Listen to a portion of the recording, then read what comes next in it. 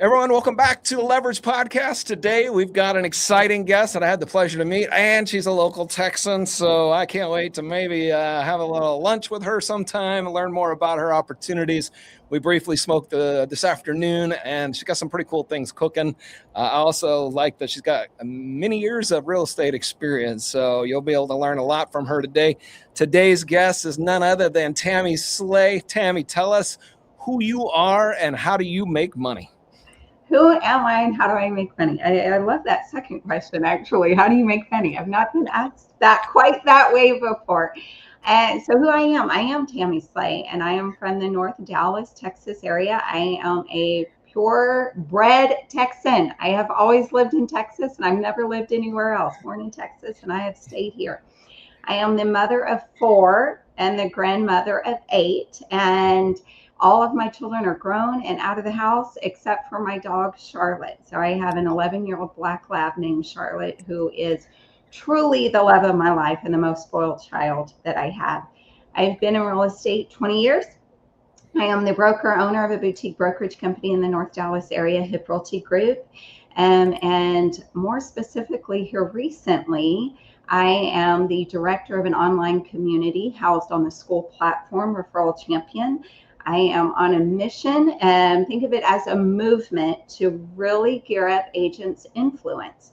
I feel there is a lacking in our market of opportunities for agents to tap in and get closer to the lead source, the origin of the lead, by really honing skills and a warm lead gen. And there's a lot of money in this industry that is thrown at agents to invest in cold lead gen. And so that hustle culture, we have lived it for decades. And I'm hoping to bring back that belief and that platform of let's get closer to the origin of the lead. So I have run an online community and I help agents to elevate their influence in their local community. That is how I make money. It is in real estate. It's just multifaceted. It's with the brokerage, obviously, and but then it's also with coaching, consulting, and my online community. Yeah, I love that. And that's kind of the source of what you said, right? Is I can tell story after story, and so can you, right? Especially with some of the big box companies I was with, is they get up on stage, they look awesome because they did 1,000 units and made $80 million in gross commissions. But when you peel the layer back, 79 million of it went to generating leads. Absolutely. And, yeah, and I just I have experience. I have done my time in cold lead gen, right? I've done my time investing in those companies, and what I've learned is I'm always got this inner metric of who am I at the mercy of, right? So where's that mercy meter at? And when I put myself in a position where someone is standing between me and money, right? Me and resources, me and security, I get a little nervous. Yeah. And so when there is a corporation who is the puppet master over when I get leads and when I don't, and I put myself in that corner, I'm at their mercy. And that means that my income is at their mercy. And that makes me uneasy. So anyone that's let's take that a little bit further in a slightly different direction, but like technology is a big thing today, right? Like bolt-on, I'll call it bolt-on technology, right? Like most real estate agents or industries, it's not necessarily the best time use of their time and money to develop and maintain their own software and tech. So how do you feel like similarly, like, because you will be, if you use bolt-on technology, you do have some level of being at the mercy of them as well. So what's your feelings and opinions on that? So, I mean, we can't live without technology, certainly, right? I can't live without my cell phone. So, to some degree, I'm at the mercy. If I can control how close I am to the origin of the lead, that's really what I look at, is how close am I in my skills and in my influence to the origin of the lead. And the origin of the lead really is the thought in the consumer, right? It's time to upgrade our home. It's time to downsize our home. It's time to, we're going to retire. So we're going to be moving to another state. Oh, our children are graduating. And so the origin of the lead is the thought. And if there's a lot of corporations that, are between that initial thought and me, then there's a lot of people, corporations, that I'm at the mercy of. So when I say at the mercy of, it's not, am I at the mercy of my CRM? Because we have to have technology. We got to be more efficient, and we got to serve our people better. It is who controls the purse strings on giving me leads, right? So, and when we do that, when we start investing, and nothing against cold lead gen, except for, do you understand who you're playing with? And if you can understand that and you can take on the risk, great, make it your decision. I coach people who invest in high volume lead gen, but we have to understand the risk of it. My personal business and my forte and my specialty is the warm side of the business. Mm-hmm. And it's not organic warm side, it's strategic, and there's tactics to it, and there's a science of success when building it. But it is based on how close am I? So any agent, how close are you to the origin, to the thought of, hey, I'm thinking I'm going to do something. Can you get closer to that thought than Google? Yep. And that's really the question. And what I mean by the mercy is, it takes a lot of money, right, to invest in companies to get closer to your people than you are. And 100%. And I looked at that. I wasn't trying to throw you a stump there, but it was like, we battle with that all the time, right? It's like, to some degree, we are at the mercy of the bolt-on technology because, oh, by the way, we have a new plan, we have new features, and your pricing just went up an extra $250 a month. Like it, or you leave us, but you're not leaving us because all of your stuff is in our CRM. Right, yeah.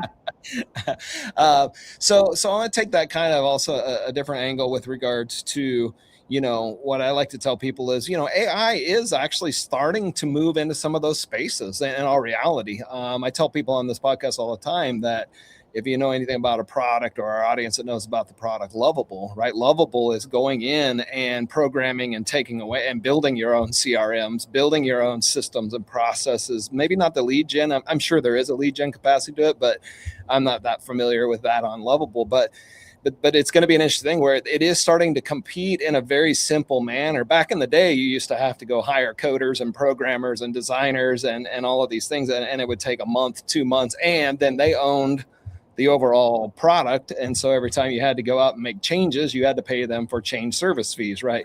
Nowadays, with the way AI is rolling out, you're able to create your own websites, this company that we're at here at Sphere Rocket has, I don't know, I think we have like 1,500 active clients and 12,000 VAs across our time. And the point is, that's a very complicated system and process. This isn't hey, I rolled out of bed and I delivered the newspaper next door, right? There's a very succinct process to all this. And we were able to completely revamp everything that we do, including our presentation decks, our handoffs between us and our team in the Philippines. Like, anyways, I don't want to go down too far of a path because this isn't about me.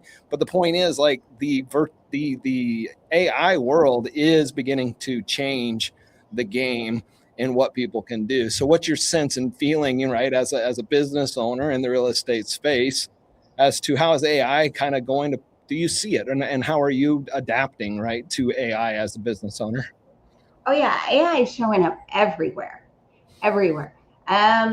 So I look at it as the threat of AI to the realtor or the agent is savvier, smarter consumers. Mm-hmm.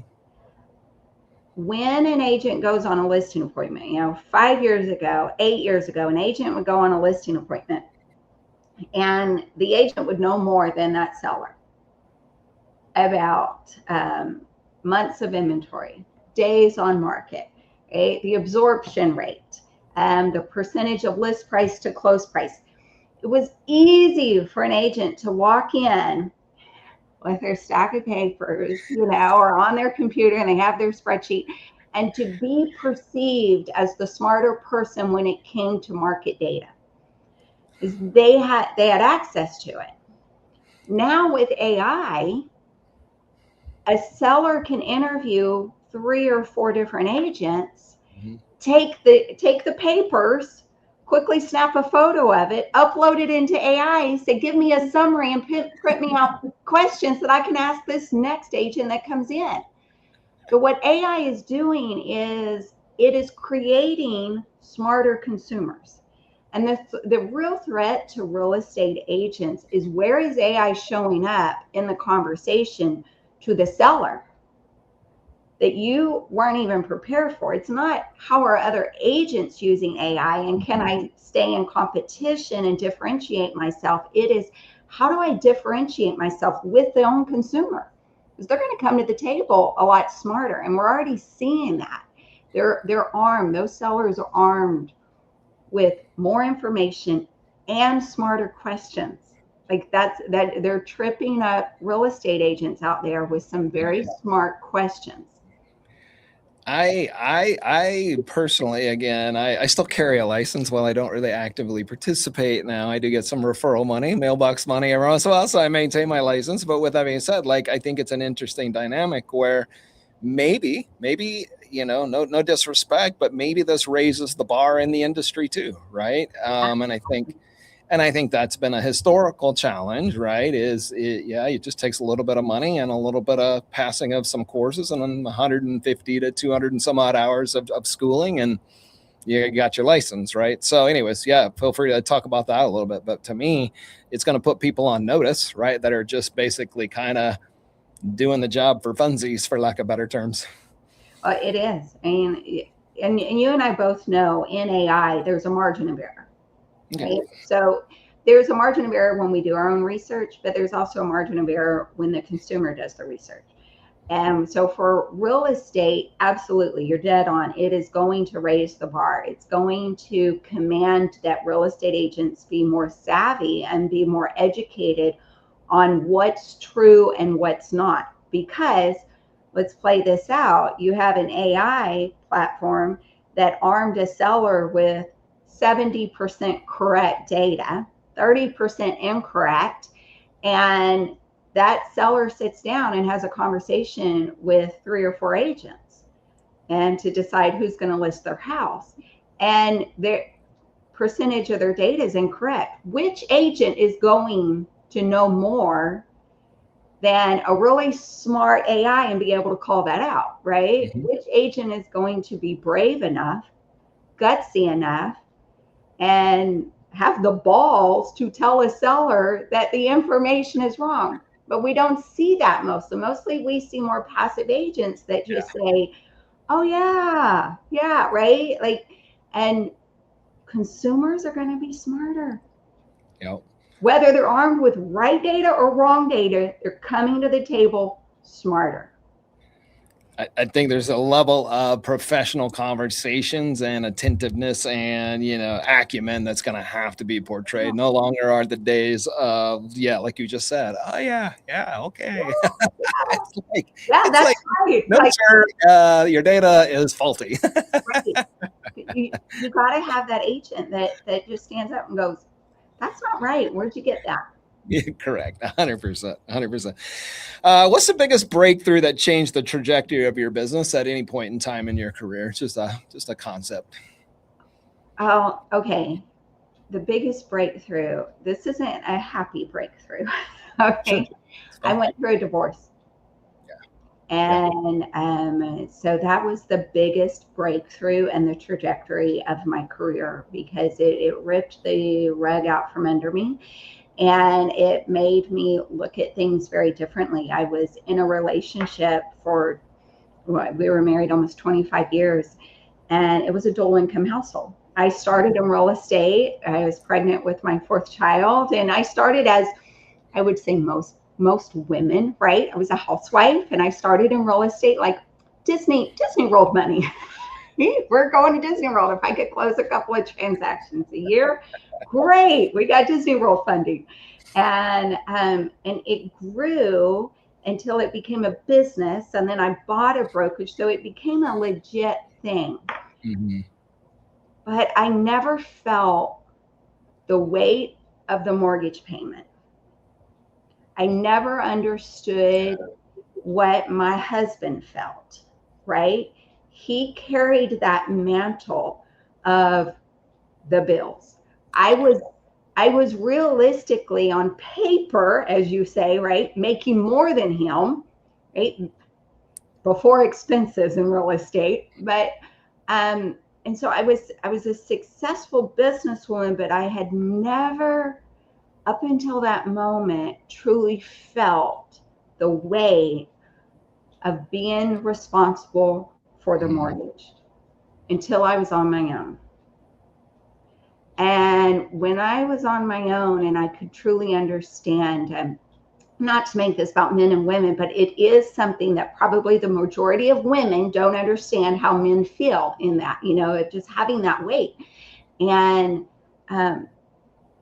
until that moment, and I went, oh, now I know what it feels like to be a single woman with a single income.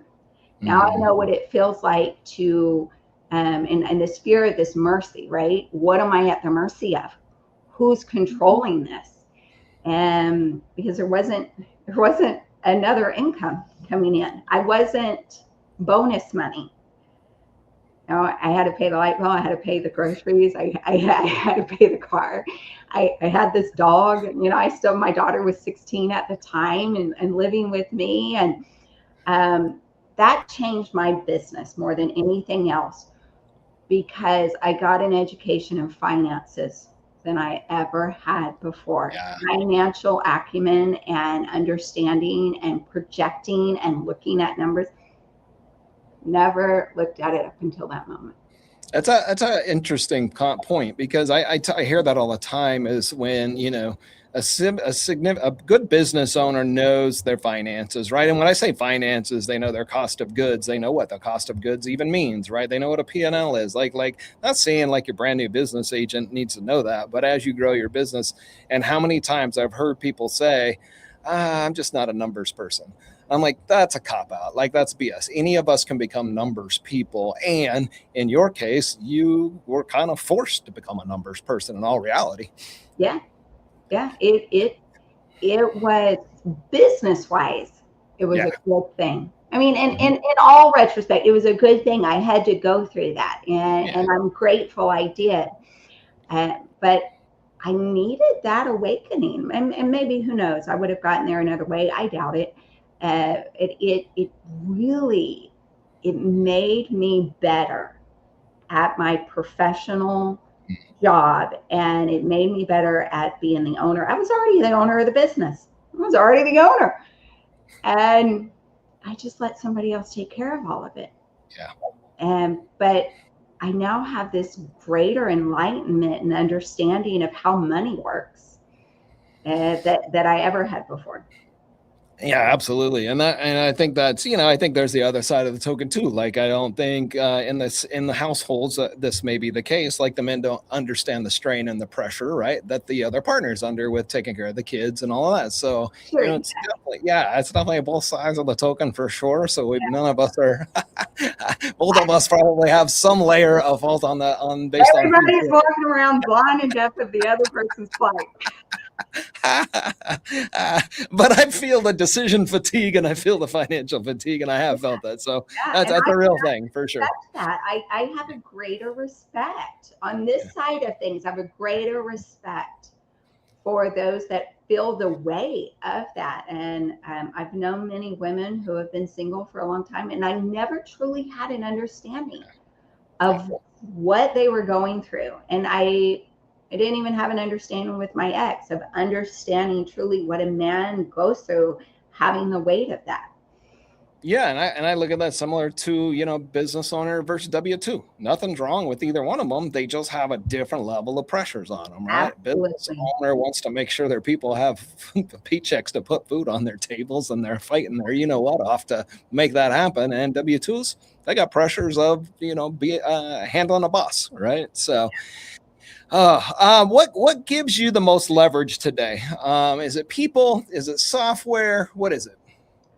The most it would be software, and the most leverage, especially AI right now.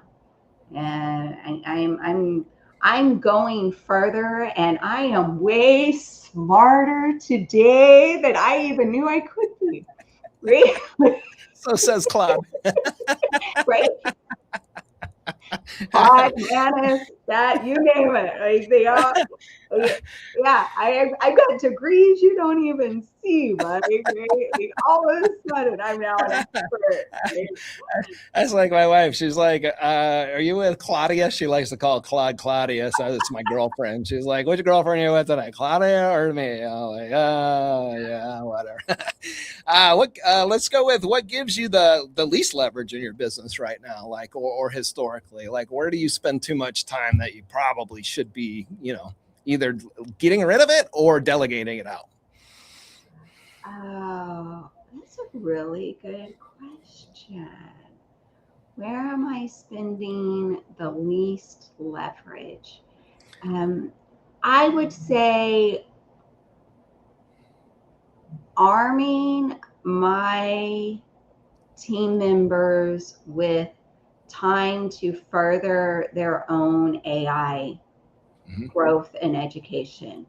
I find now I just, as many of us right now with AI, right? At midnight, I can be on there, just look at what I'm creating. It's very energizing and it's very addicting. And so I do a lot of the exploration of it after hours, not during the work hours. And I don't, and I hadn't thought about this till you asked this question.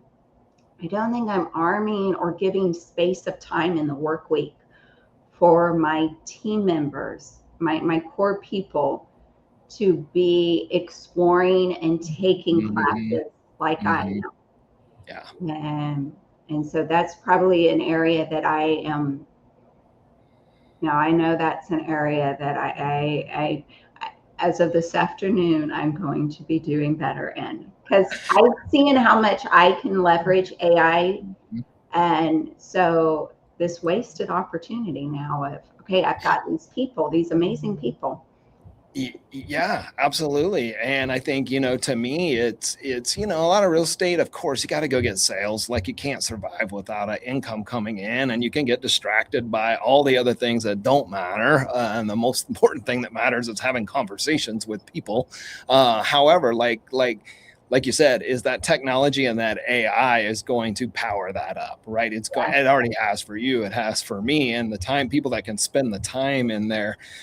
For my team, like I don't even mind going out to Udemy is what it's called, and they have like software training on Claude and ChatGPT, and it's like whatever $18 or something like that for an 8-hour course. And I'm like, look, I don't have the time to teach it, but I'm going to leverage that out such that I'll pay for your $18 course to become ChatGPT. Now let's bring in a real estate influencer or expert influencer. I don't like that word, but somebody who's shown expertise right into using Claude and how that benefits real estate, right? Or how you can use that as an agent, right, to benefit your business.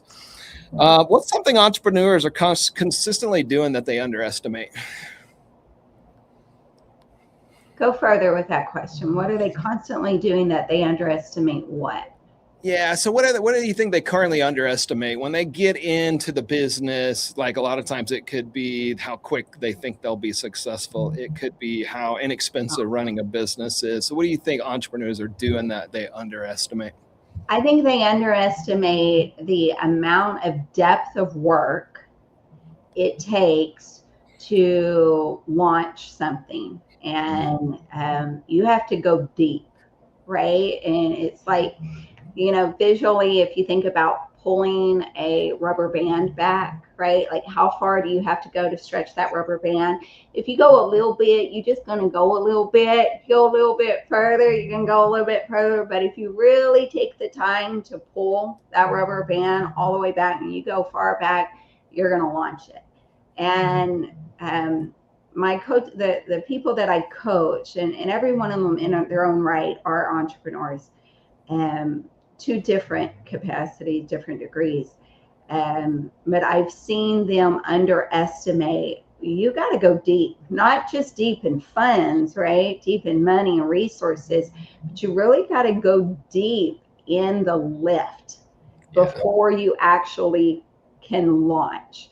And by launch, that doesn't mean the money's in. That just means launch. Like, it takes a lot. You have to.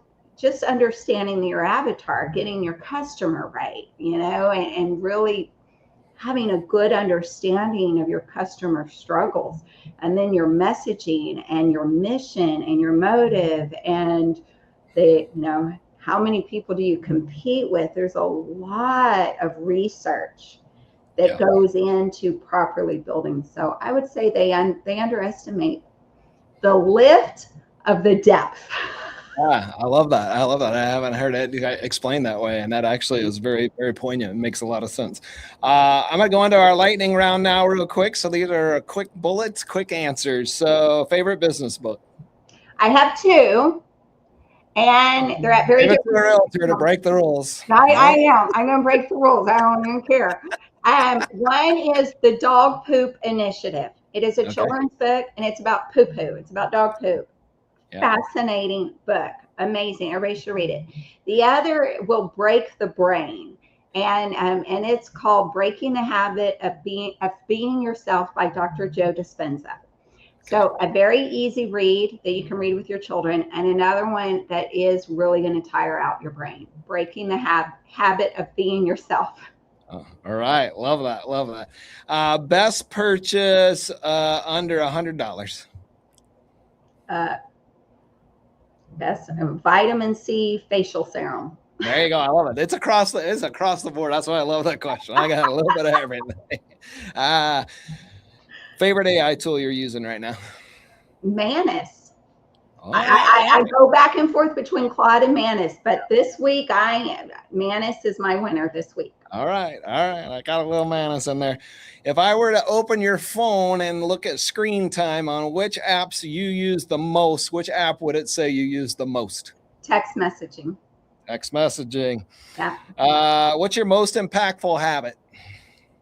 My impactful habit. How do I say this? I love creating. And so when I am in a space of creating, I can get a lot accomplished. And so just the habit of being alone. And I work best in my bed with my laptop in my lap. And I can get a lot, when I'm in that zone, I get a lot accomplished. Okay. What is, if you could track one KPI in your business, key performance indicator, of course, what would it be? Calls. Love it. One thing you would automate immediately if you could automate it. It could be not even business related. Automate immediately. Such a lightning round, and I'm stalling. You're good. Could it be someone walking my dog? Yeah. All right. Somebody walking my dog. Some people are like magic dinners. They just show like that. What's No, that TikTok? I love to cook, but my dog, she is elderly and she is fat, and it's both of them are my fault. I've made her old and I've made her fat, and so she's not the funnest walker. All right, last question I have for you. If we had the Tammie Slay dictionary and you defined the word leverage, how would you put that into writing in the dictionary? Define the word leverage. Something like Tammie Slay. I mean, I would probably just like make the call, but it wouldn't really be a good definition for leverage. But I say that a lot. Just make the call. Just do it. Just make the call. Leverage might be just to get Tammie to do it. Just make the call. But I would say whatever makes you uniquely you. I believe this. Everybody has something about them that is uniquely them, and there's a reason Mike is Mike and I'm not Mike, and the reason Mike isn't Tammie. Right? There's something so unique about Mike that there's only one of you. God only created one of you. There's just you, and whatever that is, whatever that unique special recipe is, if you can understand what it is and create dialogue around it, magic will happen. Love that. Love that. All right. Well, that is the end of our show, Tammie. If people want to reach out to you for there's real estate needs in the Dallas Fort Worth area, or want to know more about your referral program, what you call it, referral champions, I believe, and or just your coaching, or just ask you a question, what's the best way for them to get in touch with you? Well, here's my personal cell, Mike. Yes. 469-585-0665. That's actually the best way to reach me, is you just shoot me a text, pick up the phone, give me a call, make the call, 469-585-0665. You can also just Google me, just use Tammie with an IE, Tammie with an IE Slay. And then for my community, you can go to influenceproceedsreferrals.com. All right, perfect. And everybody knows they can get a hold of me because that's why I do this. I'm a big connector. I love connecting people. I track all of this. Everybody goes into my AI as well. So when somebody says, who is a referral network person, I'll be like, Tammie, winner. Connect with Tammie. Thank you. I appreciate that, Mike. Absolutely. Thanks, Tammie, so much for your time for our episode. And guests, thank you for another lesson that we got to hear today from different business owners. Tammie, thank you so much. And everybody, please put the comments down below and hit the bell above. And we appreciate you attending our session today. Thank you.